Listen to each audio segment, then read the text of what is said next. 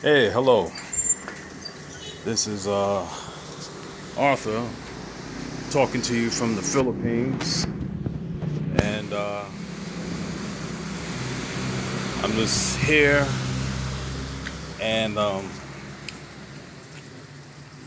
doing the beef brisket today. This is my food truck, one of them, and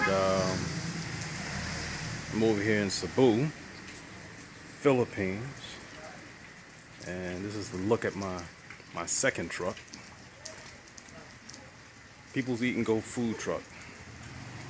Yeah, a lot of people make fun of my name. Say People's.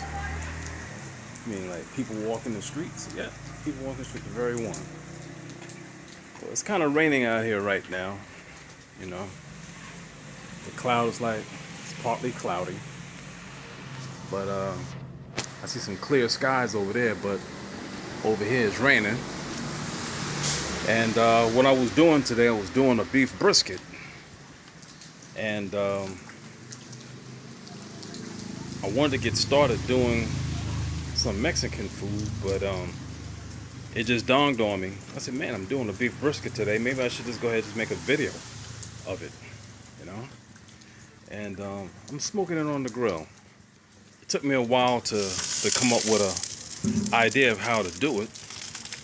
Um, I had a friend of mine and that worked in Whole Foods in Orlando, Florida, named Mike. He was giving me some ideas on how to smoke a beef brisket. And as you can see here, um, he told me to have the charcoal hot on one side of the grill and have the meat on the other side of the grill. And as you can see, I got my thermometers. I don't know if you can see it because of the glare of the sun. Right? I got it sitting right under 200 degrees. And the same one on this one right here. So I put like 2 thermometers on there because I wanted to be able to see the temperature and keep up with it. And make sure that the charcoal side, hold on, I got a lot of traffic going by. And I got 2 thermometers on the grill. I got one for the hot side. That's where the charcoal is at. And on this side is the cold side, and I have it underneath the exhaust, right? I think so far I had it in here for like 3 hours. So I know some guys, they talk about it takes like 8 hours, 10 hours, and they're not lying about that. It does, it does. It takes that time, but I have seen it cooked in the oven for like maybe 4 hours and it was done. But since I'm smoking it and I'm doing it at let me see it. This one right here is a little over 200 degrees, right? And this one right here is about the same, a little over 200. And so, but I want it to cook slow. I don't want it to cook fast because I want it nice and juicy and tender. But I'm gonna tell you how I smoke mine.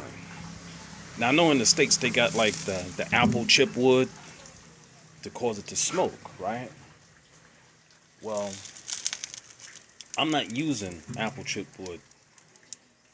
In the Philippines, they use like they got this rice that they cook. They cook it. They make it like a patty out of it with coconut milk and I think a little sugar they put in it, right? And what they do is they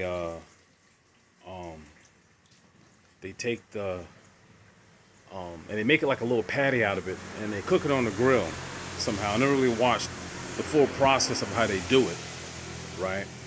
But that's how they do it, and a lot of people buy it, and it has like a smoky flavor. It's sweet. It tastes pretty good, you know.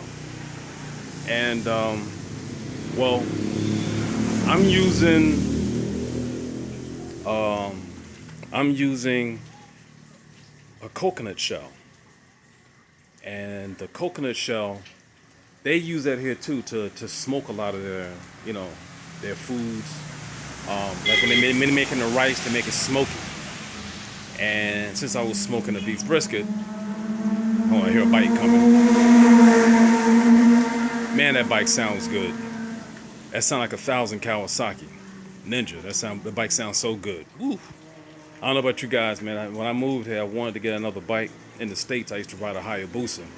I used to drag race all in Jersey, New York, Orlando, Florida. Ooh, man. But anyway, going back to the about the meat. What I did was I took my charcoal and I got my charcoal nice and hot. I put everything on. When it got nice and hot, then I took like a coconut shell, a dried up coconut shell, and I put the dried up coconut shell on it, on the hot coals, and it started producing a lot of smoke. Now, what happens usually when that coconut shell is all burnt up and it turns to ash, it stops smoking, right?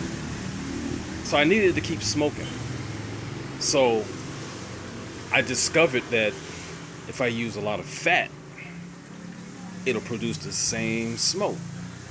So what I did was I trimmed my beef brisket down. I trimmed it down, and I took all that trimmed fat and I put it in a 4-inch half pan aluminum foil pan. It's a 4-inch half pan made out of aluminum foil. And I did was I poked holes in it, right? And after I poked holes in it, I took all that trimmed fat from the brisket and I put it in there.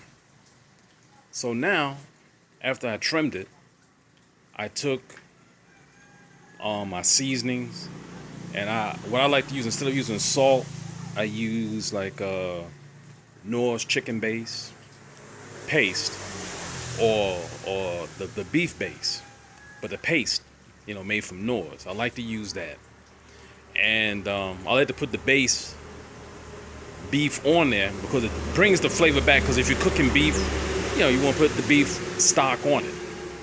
But I usually add a little chicken to it because chicken has like a little sweet taste to it. The chicken Knorr's, it has like a little sweet taste. And what I did was I just rubbed it down. I put some pepper, granulated garlic. I put some oregano on it, and I just rubbed it down really good. And then I took some Kitchen Bouquet. That's like a gravy darkener, and I rubbed that in it to give it like that, that dark color that you seen earlier. And what I did was I put it, I got my temperature going up a little bit. I don't want it to go up too high, so I'm a stifle some of the air to bring that temp down a little bit, because the more air it has in there, that temp's going to pick up. So I had to close it off a little bit with a rag. It's not hot or anything. I put my hand on it. It's got some heat to it, but not too much. And so what I did was I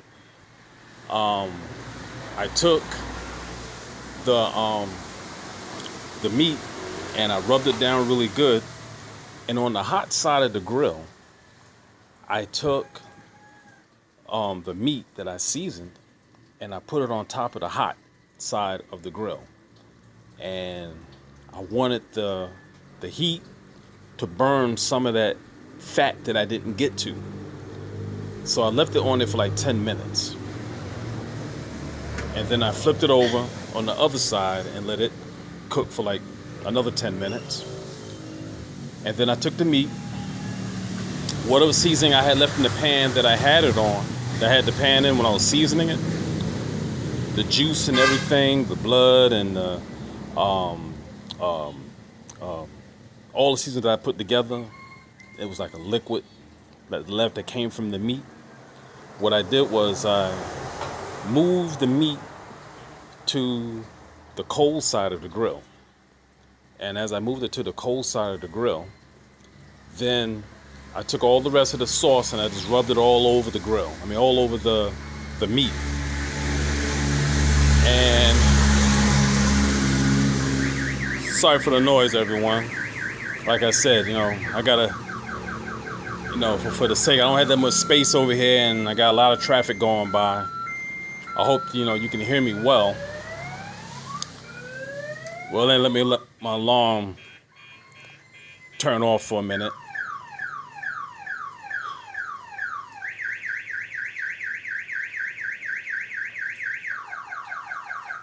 Okay. Boy, that's a sensitive alarm. Every car that goes by that has a big engine, it goes off.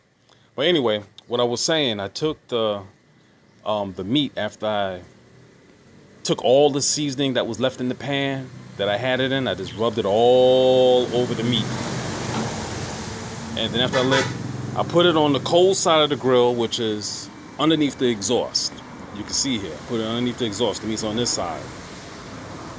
And I took the trim fat and I put it in this pan right here. I'm gonna show it to you. It's a lot of smoke. And what I did was I took that, I don't know if you can see it or not. I took like a lot of that trim fat that came from the brisket, and I put it in that half pan, and I poked holes in it. So now when I put it over the heat, as that charcoal is hot and it starts to cook that fat, the fat is going to release all that oil. And when that oil hits that hot charcoal, it makes a lot of smoke. And trust me, it makes a good smoke too. Really good smoke. Because some time ago, I had smoked some chicken and beef brisket. And I used the fat. And I put the fat on the grill to generate a lot of smoke, to smoke the chicken. And that fat lasted for about, I think I had about 3 hours of smoke from the trim fat from the brisket. So right here, what I did was I just used the fat, and I did use a small piece of like a half of a dry coconut, right? Because the dry coconut it generates a lot of smoke. It generates a whole lot of smoke. So what I did was I just put that fat over the hot heat, and that hot heat just started cooking that fat, and it released all the oil, and it was constant. The oil would just drip on the hot coils, just generating a lot of smoke. Now, so far, I had it over the grill. I started at 744. Let me see, 8, 9, 10, 11. I think it's about 11:44 now, I think. And I had it on the grill right now for about 4 hours, right? 4 hours. And this is the smoke that's being generated from the trimmed fat. So the fat don't actually go to waste. I can use that fat to smoke. Usually if you're cooking out of the oven, you trim the fat and you throw it away. But if you're doing it on the grill, you can use that smoke. You can use that fat to generate the smoke for your smoked beef brisket. And that's if you don't want to use the apple brisket wood because I never tried it, but I heard it has a good taste and everything. But here in the Philippines, they don't have that. They don't have that kind of stuff. So the coconut, I did it before. I smoked chicken with it before. It came out really good. I loved it. On my truck, my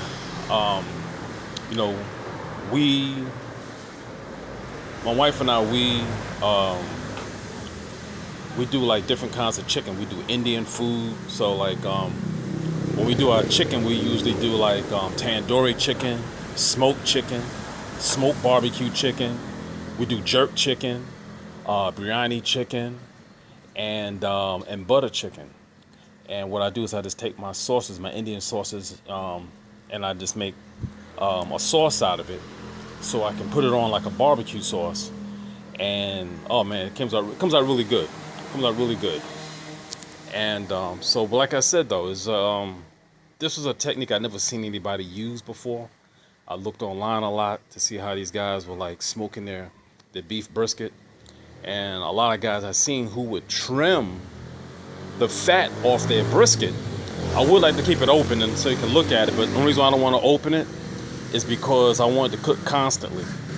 You know, I want the meat to cook constantly. I didn't want it to the temperature to go up and down, trying to keep it steady, right? So what I'm doing is I'd use the trim fat from the brisket to create the smoke to smoke the beef brisket with. Because usually I see the people that use like wood, and they use like basically it's wood to create a lot of smoke to smoke their brisket with. But like I said, what I'm using is I'm using the actual fat. So I hate to just spend all that money for a beef brisket and then take that trim fat and throw it away, you know. So what I'm doing is now with it, like I said, I just trimmed it and I got it sitting in a half pan, 4-inch aluminum pan. You know, I just poke some holes in it so that when the heat get to it, it'll just drip that fat down on the charcoal, just creating a lot of smoke. Just creating the smoke, you know. So, but yeah, that's what I'm doing, and I'm really enjoying this. The beef brisket here in the Philippines is not the same as the beef brisket you can get from the States. From the States, you know, you can, the beef brisket are a lot bigger. They're a different shape. Here, for some reason or other, the beef is from here, but it's more expensive and it's smaller, and it's shaped different. It's shaped different, you know, and you don't get that much meat with it, and it's really, really expensive. Really expensive. Beef over here is expensive anyway, you know. But yeah.